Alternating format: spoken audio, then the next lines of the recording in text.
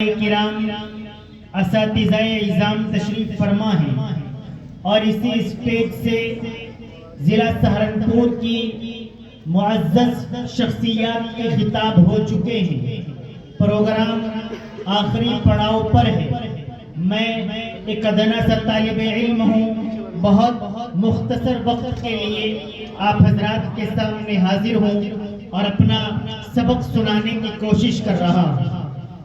حضرات، آج کی یہ مجلس روحانی مجلس ہے اور جب روحانیت پر غور کیا جاتا ہے اور جب ہمارے ملک ہندوستان کے اندر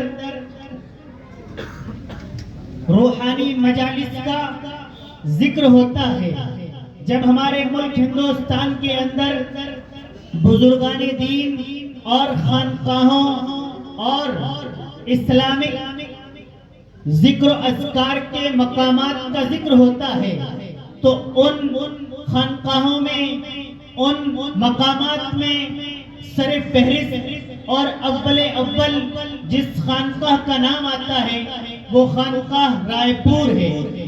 جب بھی ہم کسی بزرگ سے ملاقات کرتے ہیں، موجودہ دور میں کسی عالم ربانی سے ملاقات کرتے ہیں اور اس کے سلسلے کو دیکھتے ہیں، اس کے شیخ کو، ان کے شیخ کو دیکھتے ہیں، تو کہیں نہ کہیں وہ سلسلہ جا کر حضرت قطب عالم شاہ عبد القادر صاحب رائے پوری سے مل جاتا ہے، کہیں نہ کہیں وہ سلسلہ قطب الاقطاب حضرت مولانا شاہ عبد الرحیم سے مل جاتا ہے۔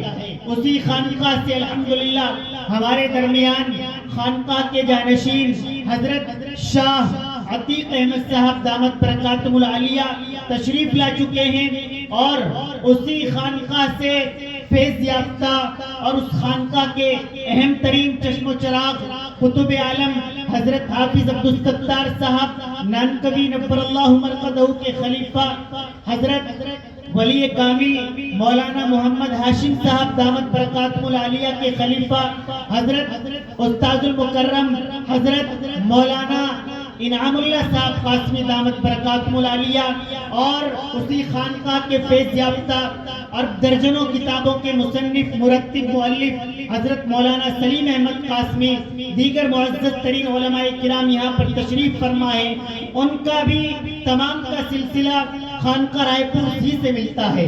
خانقاہ رائے پور سے وہی پیغام دیا گیا تھا جو مسجد نبوی سے دیا گیا تھا، خانقاہ رائے پور سے آج بھی وہی پیغام دیا جاتا ہے جو کعبۃ اللہ سے دیا گیا تھا، اور آج یہ دارالعلوم رفیقیہ سے بھی آپ کو یہی پیغام دیا جا رہا ہے کہ اللہ تبارک و تعالیٰ کا ذکر بڑی چیز ہے، اللہ تبارک و تعالیٰ کو یاد کرنا بڑی چیز ہے۔ حضرت مولانا انعام اللہ نے بتایا کہ آپ مشکلات میں ہیں تو اللہ کا ذکر کیجئے، آپ گھرے ہوئے ہیں تو اللہ کا ذکر کیجئے، آپ کو دشمن کا خوف ہے تو اللہ کا ذکر کیجئے، آپ اپنی اور اپنے بچوں کی کامیابی چاہتے ہیں تو اللہ کا ذکر کیجئے، آپ اپنے کاروبار میں اضافہ چاہتے ہیں تو آپ اللہ کا ذکر کیجئے۔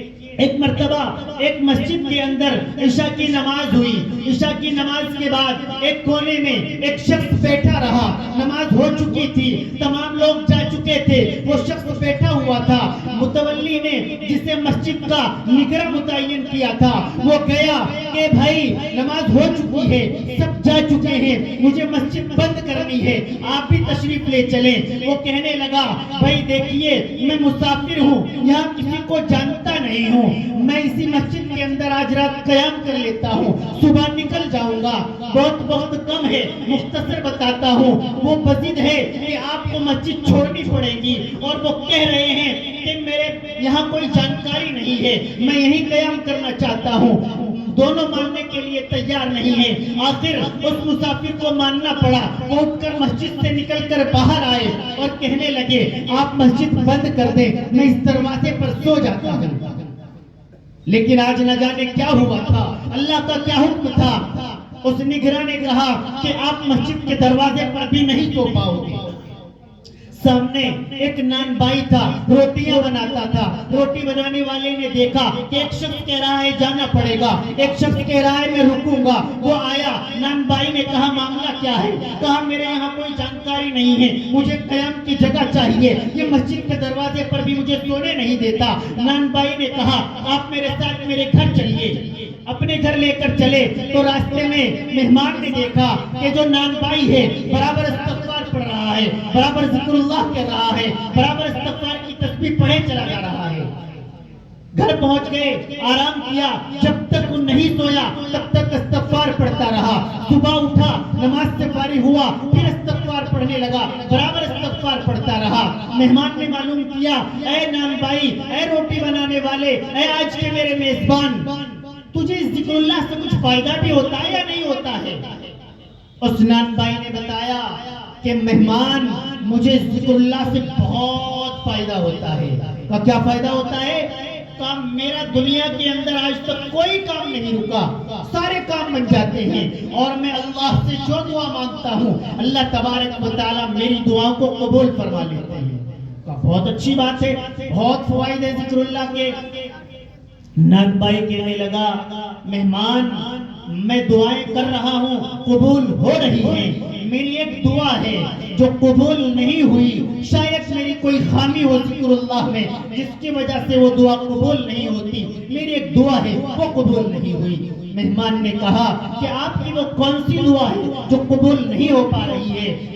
نان بھائی نے کہا اصل میں میری دلی تمنا ہے اور میں اللہ سے دعا کرتا ہوں کہ میری ملاقات امام وقت امام احمد ابن حنبل سے ہو جائے. میں اللہ سے دعا کرتا ہوں کہ میری ملاقات امام احمد ابن حنبل سے ہو جائے. واللہ مہمان نے کہا کہ مسجد سے نکالنے کے اسباب وہ تیری دعا کی مقبولیت تھی، میرا یہاں کا سفر وہ تیری دعا کی مقبولیت تھی، مسجد کے نگراں کا مجھے مسجد میں آرام نہ کرنے دینا وہ تیری دعا کی مقبولیت تھی. آج اللہ تبارک و تعالی نے تیری احمد ابن حنبل سے ملاقات ہی نہیں بلکہ آج تیرے مکان پر احمد ابن حنبل کا قیام کرا دیا ہے. تو حضرات سامعین کرام، اللہ تبارک و تعالیٰ کا ذکر کرتے ہیں تو کامیابی قدم بوس ہوتی ہے، یہ ہوا ہے، ہو رہا ہے اور ہو کر رہے گا انشاءاللہ. اللہ تبارک و تعالیٰ عمل کرنے کی توفیق عطا فرمائے. وآخر دعوانا الحمدللہ رب العالمین. جزاک اللہ.